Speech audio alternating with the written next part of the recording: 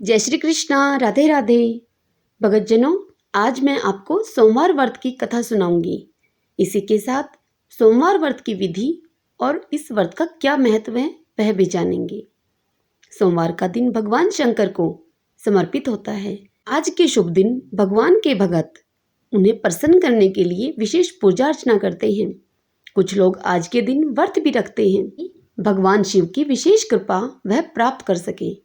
बाबा भोलेनाथ के आशीर्वाद के लिए आप भी सोमवार का व्रत कर रहे हैं तो शिव जी की व्रत कथा को पढ़कर या फिर सुनकर इस व्रत का उपवास करें।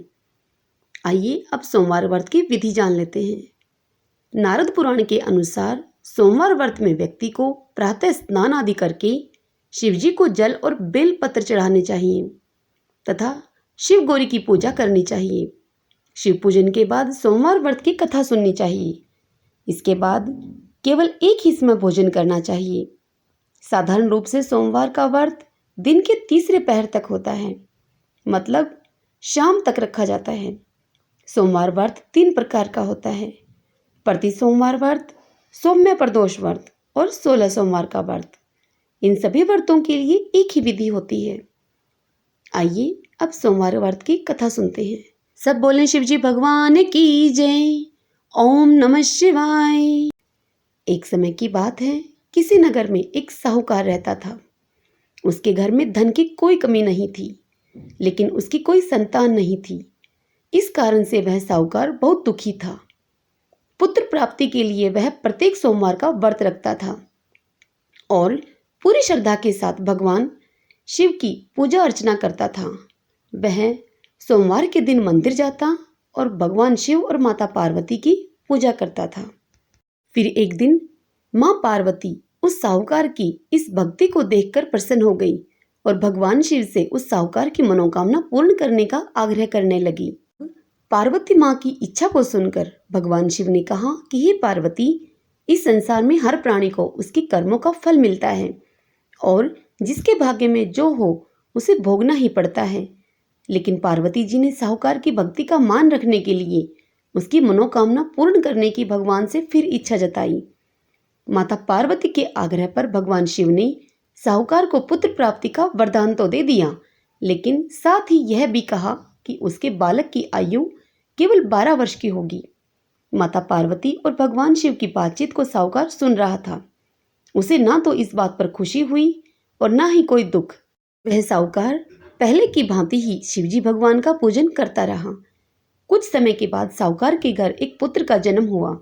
जब वह बालक 11 वर्ष का हुआ तो उसे पढ़ने के लिए साहूकार ने काशी भेज दिया। साहूकार ने पुत्र के मामा को बुलाकर उसे बहुत सारा धन दिया और कहा कि तुम इस बालक को काशी विद्या प्राप्ति के लिए लेकर जाओ और मार्ग में यज्ञ कराना। जहाँ पे यज्ञ कराओ वहाँ ब्राह्मणों को भोजन कराते और दक्षिणा देते हुए जाना। अब दोनों मामा भांजे इसी तरह यज्ञ कराते और ब्राह्मणों को दान दक्षिणा देते हुए काशी की ओर चल पड़े। रास्ते में एक नगर पड़ा जहां नगर के राजा की कन्या का विवाह था, लेकिन जिस राजकुमार से उसका विवाह होने वाला था वह राजकुमार एक आंख से काना था। राजकुमार के पिता ने अपने पुत्र को काना होने की बात को छुपाने के लिए एक चाल सोची। साहूकार के उस सुंदर पुत्र को देखकर दूल्हे के पिता के मन में एक विचार आया। उसने सोचा कि क्यों न इस लड़के को दूल्हा बनाकर राजकुमारी से विवाह करा दूं। विवाह के बाद इसको बहुत सा धन देकर विदा कर दूंगा और राजकुमारी को अपने नगर ले जाऊंगा। और फिर दूल्हे के पिता ने अपने यह विचार साहूकार के पुत्र और उसके मामा के सामने रखे। वह इस कार्य को करने के लिए सहमत हो गए। तत्पश्चात दूल्हे के वस्त्र पहनाकर साहूकार के पुत्र को राजकुमारी से उसका विवाह करा दिया गया। लेकिन साहूकार का पुत्र ईमानदार था। उसे यह बात न्यायसंगत नहीं लगी। उसने अवसर पाकर राजकुमारी की चुनरी के पल्ले पर लिख दिया कि तुम्हारा विवाह तो मेरे साथ हुआ है, लेकिन जिस राजकुमार के संग तुमको भेजेंगे वह एक आंख से काना है और मैं काशी पढ़ने के लिए जा रहा हूँ। जब राजकुमारी ने अपनी चुनरी पर लिखी हुई बातें पढ़ी तो उसने अपने पिता और माता को यह बात बताई, जिससे अब पुत्री के पिता ने उसे विदा नहीं किया, जिससे कि बारात खाली वापस चली गई। दूसरी ओर साहूकार का लड़का और उसका मामा काशी पहुंच गए और वहां जाकर उन्होंने यज्ञ किया। जिस दिन लड़के की आयु 12 वर्ष की हुई उसी दिन यज्ञ रखा गया। लड़के ने अपनी मामा से कहा कि मेरी तबीयत कुछ ठीक नहीं है। तब मामा ने कहा कि तुम अंदर जाकर सो जाओ। शिवजी के वरदान के अनुसार कुछ ही देर में उस बालक के प्राण निकल गए। मृत भांजे को देखकर उसके मामा ने विलाप शुरू कर दिया। संयोगवश उसी समय शिवजी और माता पार्वती उधर से जा रहे थे। माँ पार्वती यह सब देखकर भगवान शिव से कहने लगी कि स्वामी, मुझे इसके रोने का स्वर सहन नहीं हो रहा। आप इस व्यक्ति के कष्टों को दूर करें।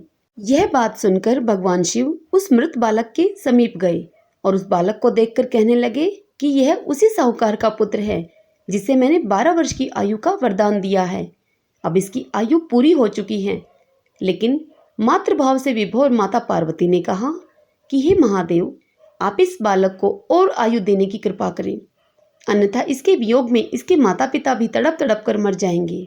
अब माता पार्वती के बार बार आग्रह करने पर भगवान शिव ने उस लड़के को जीवित होने का वरदान दे दिया।